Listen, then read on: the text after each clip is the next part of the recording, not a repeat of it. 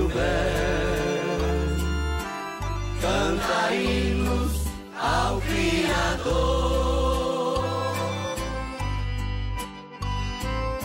Estamos estudando as 7 eras da igreja, mais uma semana abençoada, Deus nos concedeu, e agora nós vamos começar esse dia, ou se você está vendo durante o dia, né? Vamos juntos ser abençoados com a pregação do Evangelho, né? Com momentos que com certeza vão edificar a nossa alma.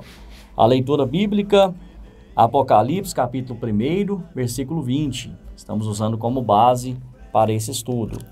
Diz: o mistério das 7 estrelas que viste na minha destra e dos 7 castiçais de ouro.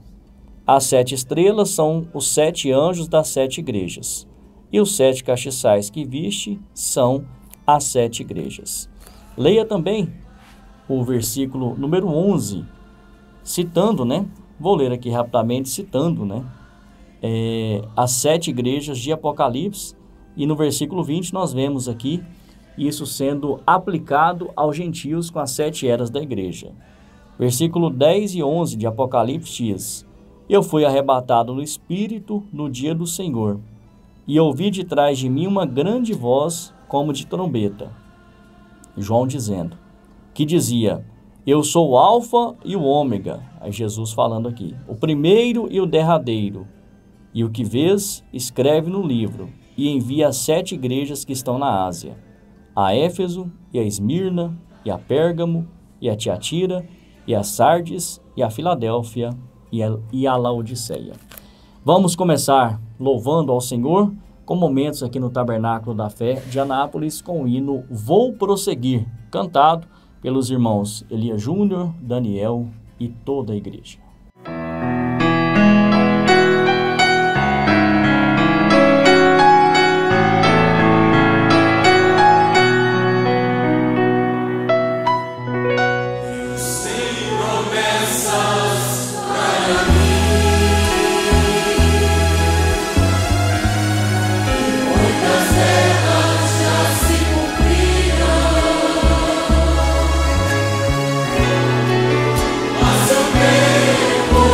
fazer.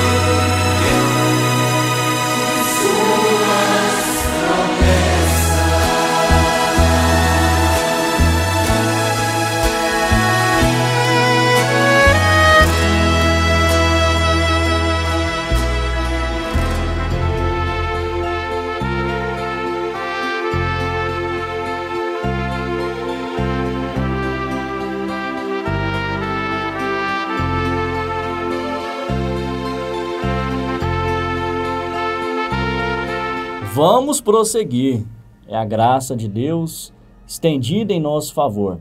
Tantas lutas, tantas coisas que estamos enfrentando, mas com o coração grato, né, como o pastor tem nos ensinado, com fé firme e forte na palavra. Não é isso, irmão Jorge? É isso mesmo, um bom dia a todos. Estamos aqui com muita gratidão em nossos corações de poder participar deste momento tão glorioso, tão aprazível que é do partir do pão, da palavra de nosso Senhor Jesus Cristo a favor de cada uma de nossas almas. Irmão Renato, tudo que nós temos aprendido aqui está baseado inteiramente na Bíblia Sagrada e na mensagem do 7º anjo de Apocalipse, capítulo 10, verso 7.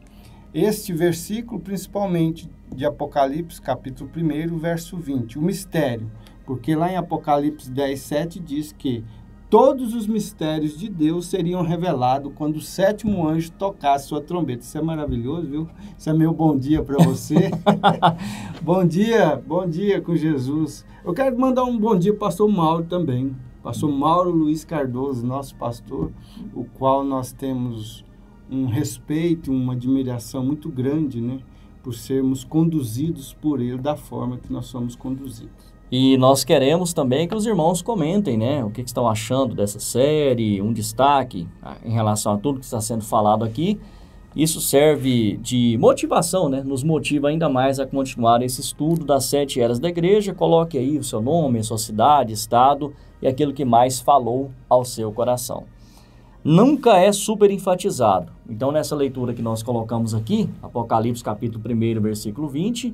quando fala de 7 estrelas, está dizendo os 7 mensageiros da igreja gentia. E quando está dizendo 7 castiçais, está falando sobre as 7 igrejas, 7 eras da igreja. Nós falamos na programação passada, ampliando um pouco mais sobre Éfeso. Sim. E Deus permitindo, vamos falar agora de Esmirna, a 2ª era da igreja, e depois de Pérgamo. Esmirna, a 2ª era, ela foi de 170 ao ano 312 depois de Cristo. O mensageiro desta era foi Irineu. E um detalhe que chama a atenção, que o profeta desta última era, William Marion Branham, nesse livro aqui, uma exposição das 7 eras da igreja, tem um detalhe importante para a gente destacar. O profeta pregou, né, a respeito deste assunto, dos dias 4 a 11 de dezembro de 1960. Deste assunto, as 7 eras da igreja. As 7 eras da igreja. Falou a respeito, né, das 7 eras da igreja de 4 a 11 de dezembro de 1960. Durante 5 anos, ele foi escrevendo, revisando esse livro para que tudo estivesse de acordo com a palavra de Deus, com a revelação da palavra.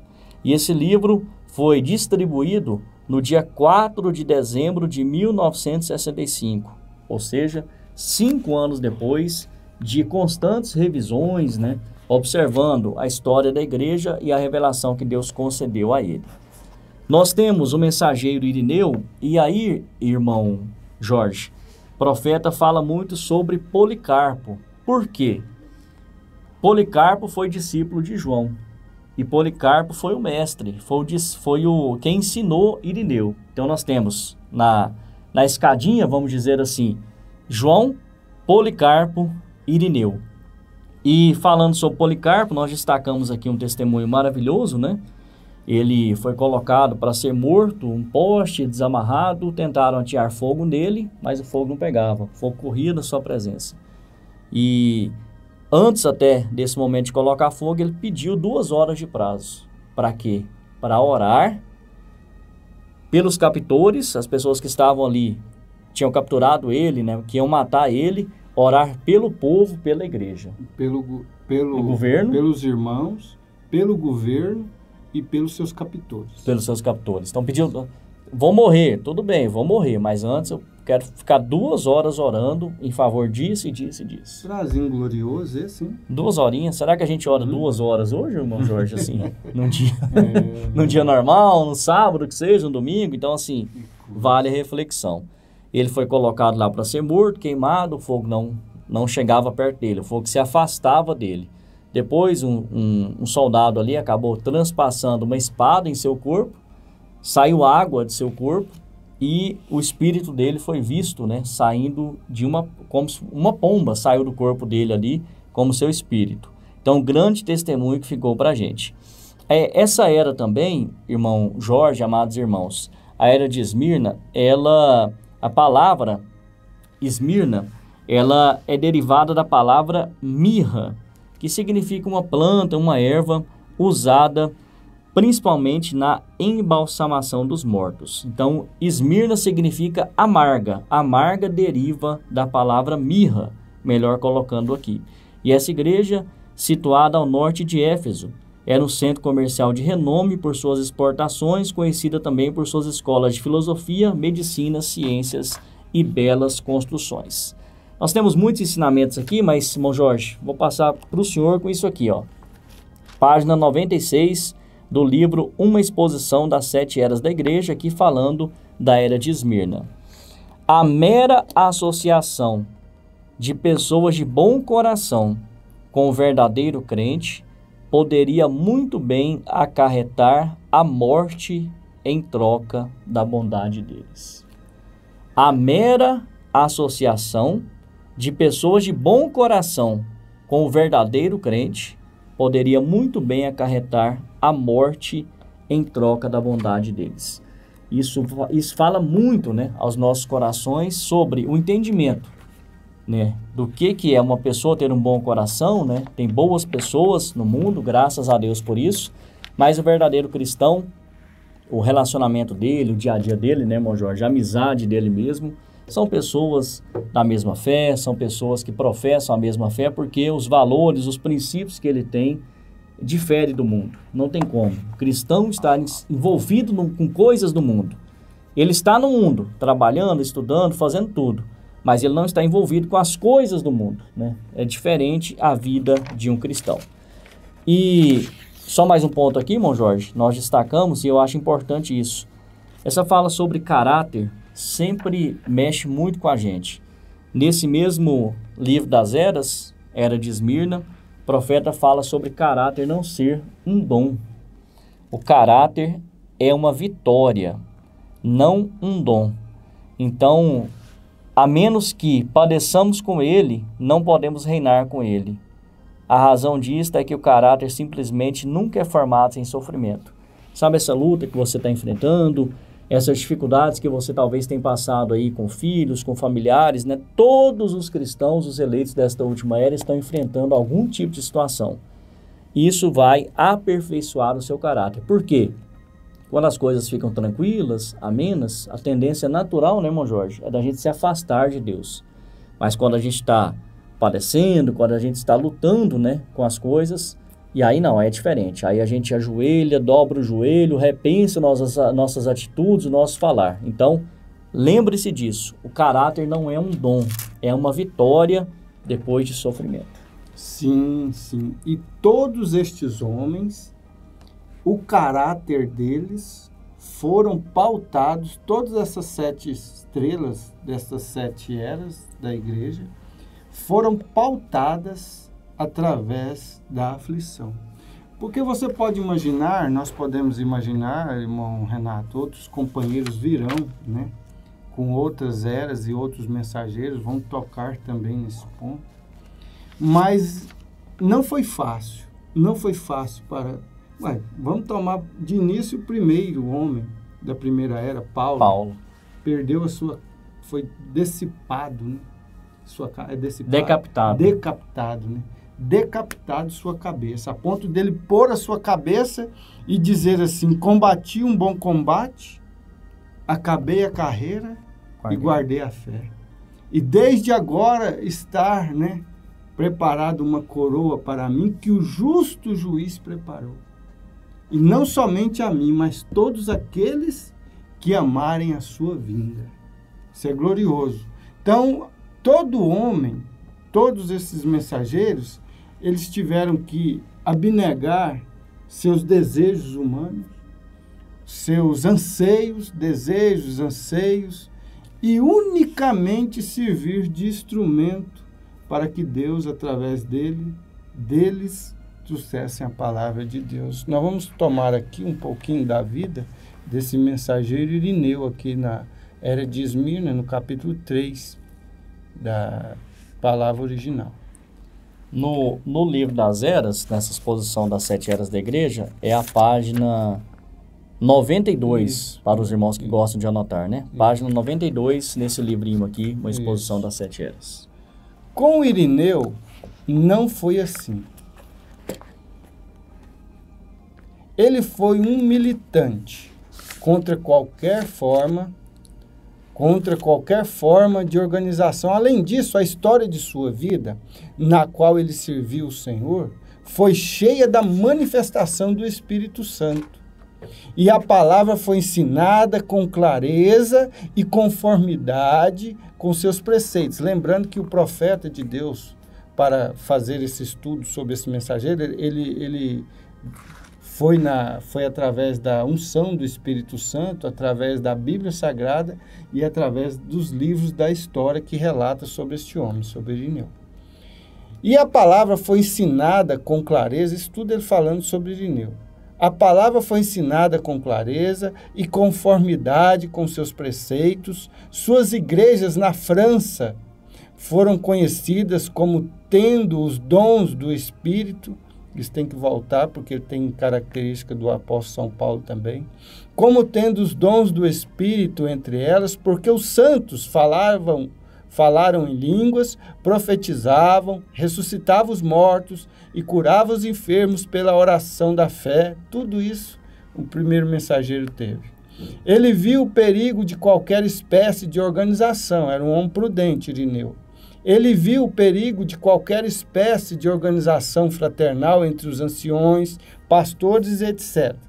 Ele permaneceu solidamente firme por uma igreja local, unificada, cheia do Espírito, que manifestasse o dom de Deus. E Deus honrou, pois o seu poder manifestou entre os santos daquela era, daquela igreja. Este foi Irineu. Nós vamos falar da era de Pérgamo agora, a terceira era da igreja. Aí só fechando com isso aqui, irmão Jorge, Apocalipse capítulo 2, versículo 11, que fala da era de Esmirna, que é a segunda era. Diz: quem tem ouvido, ouça que o Espírito diz às igrejas. O que vencer não receberá o dano da segunda morte. E aí falando dessa segunda morte. Assim, o profeta fala na página 114 do livro das eras. Os maus serão lançados no inferno, e o inferno no lago de fogo, separados de Deus. Quando fala de segunda morte, está falando de separação eterna de Deus. Que coisa terrível será isso. Mas, aí tem esse mas aqui que é importante para nós, irmão Jorge. Mas com os justos não será assim. Eles não têm o que temer. Eles foram redimidos por Deus. Eles estão em seu seio. Eles são os vencedores. E quem é que vence? Aquele que crê que Jesus é o Cristo. Você crê que Jesus é o Cristo? Pode responder com um amém? Amém. Se você crê que Jesus é o Cristo, então você é um vencedor. Então você tem essa recompensa por ser um vencedor.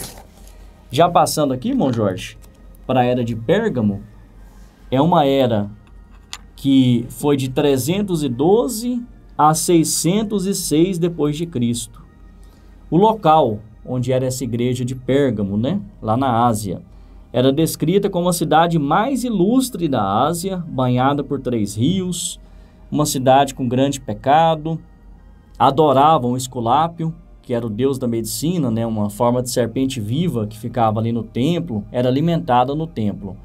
O mensageiro Martim, esse mensageiro, nós temos muitas coisas para falar dele, vou deixar até com o irmão Jorge um pouco aqui. Mais uma história que a gente contou e vale sempre ser repetida. Passou por um mendigo, inverno na Europa, muito frio, o mendigo não tinha com o que se vestir.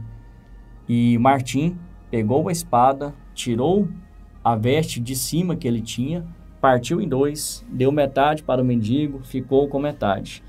E depois Jesus apareceu a ele em uma visão e ele disse, embora fosse apenas um catecúmeno, um novo convertido, falando a respeito dessa situação, vestiu-me com esta veste. Então assim, Jesus estava naquele mendigo e foi um teste para saber se o coração de Martim estava de fato aberto a ajudar as pessoas, a ser uma bênção na vida das pessoas. E esse mensageiro também tem pelo menos 3 relatos de ressurreição, uma característica também que teve no ministério de Paulo. Nós tivemos também nessa era o Concílio de Nicéia, vale sempre reforçar, foi no ano 325 depois de Cristo, foi promovido pela igreja para discutir a fé cristã. Tinha um pensamento aqui, um pensamento ali, juntou todo mundo para sair com um pensamento comum.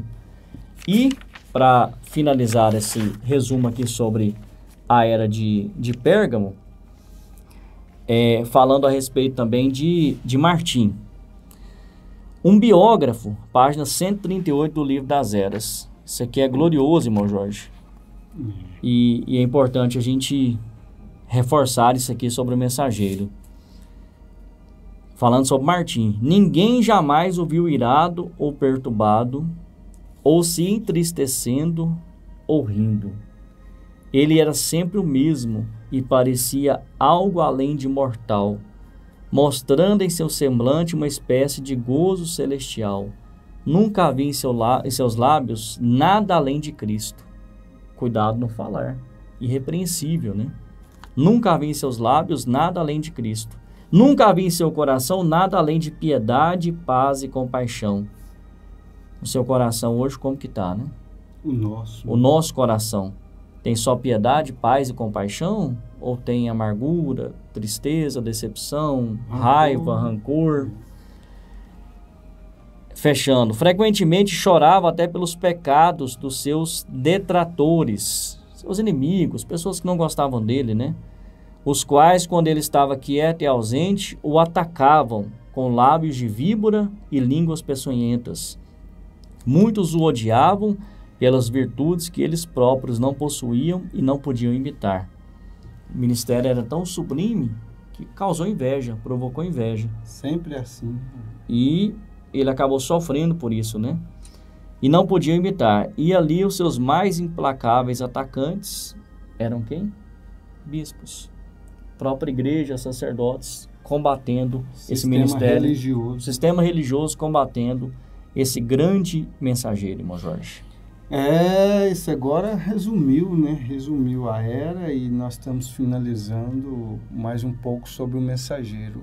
Aqui o profeta de Deus diz que ele era um grande soldado, né? Ele seguia a sua carreira militar. Martim converteu-se a Cristo quando seguia carreira como soldado profissional. Foi quando ele estava enganjado nesta ocupação que ocorreu um milagre maravilhoso.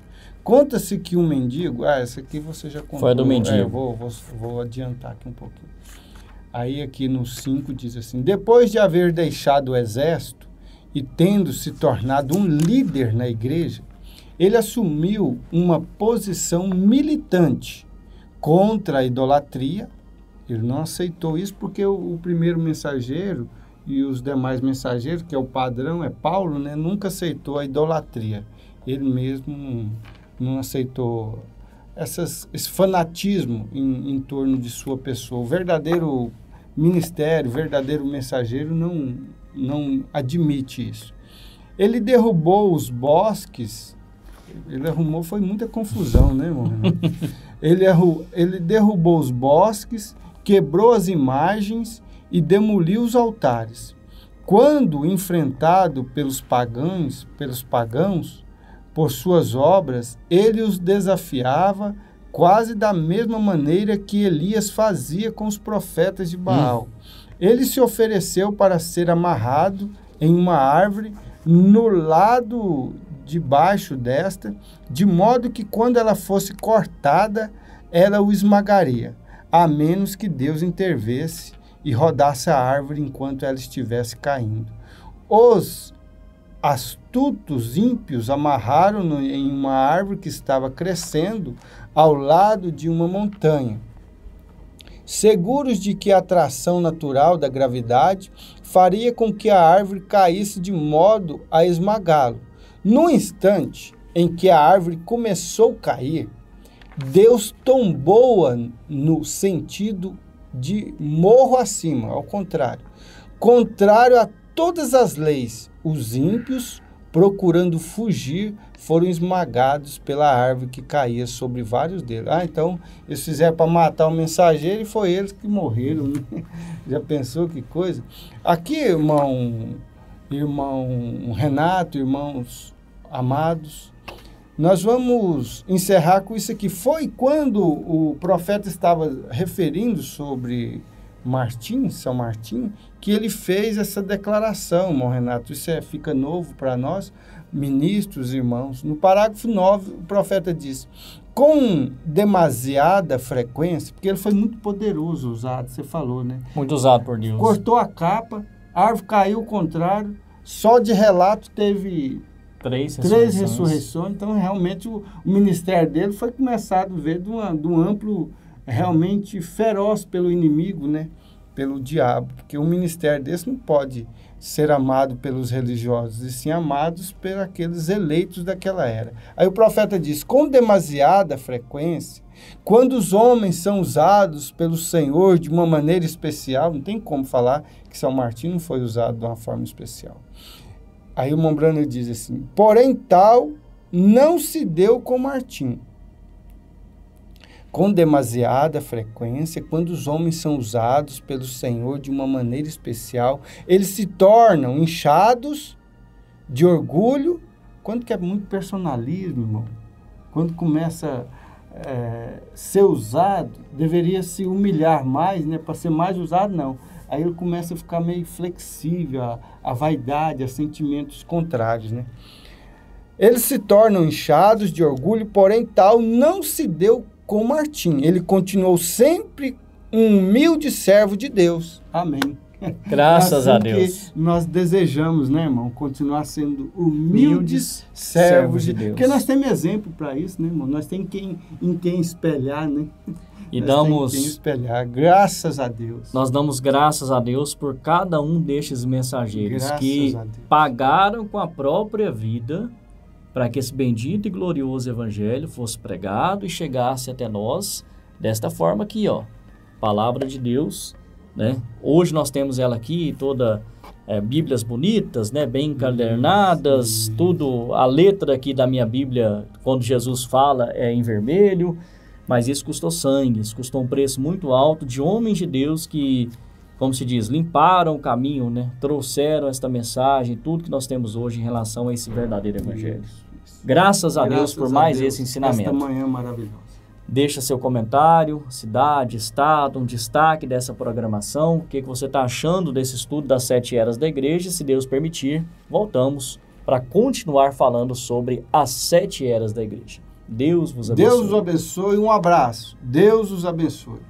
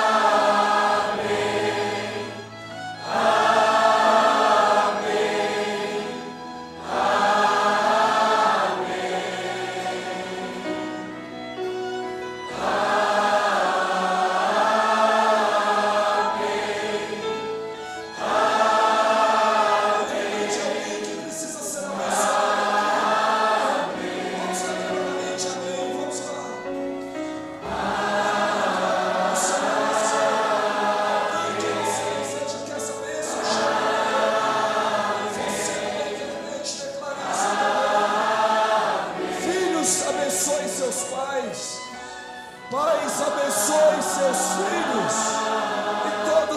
Somos abençoados.